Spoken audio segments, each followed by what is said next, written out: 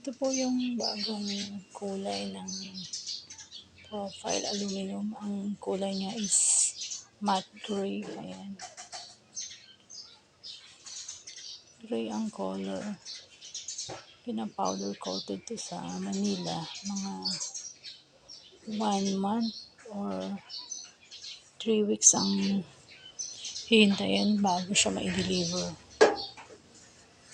Matte gray ang tawag sa kulay na to. Ito po, yun yung project namin ngayon. Ito naman po yung sa fixed window, awning yung ibabaw.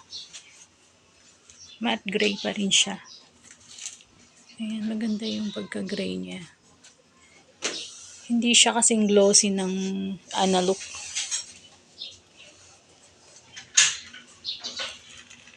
Ang kaibahan niya, yung analog is glossy. Ito ay may pagka-gaspang. Ito pa yung mga kasamahan niya.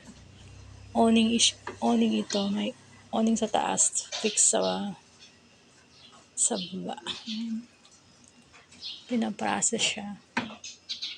Dito namin pinafabricate sa shop para salpak na lang salpak sa site. Yun po yung mga kasamahan niya. Yan, malapit yan na matapos.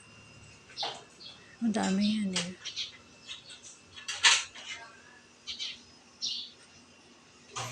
Mga cabinet din. Malapit na rin siya for delivery na yan. Cladding na lang ang kulang. Ito ang kasama ng matte gray. Sa awning, mga clip. Nasa side sa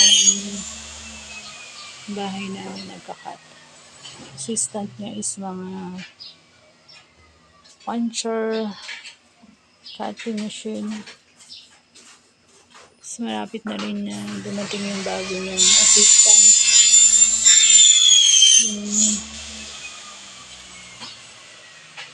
Isa rin siyang machine.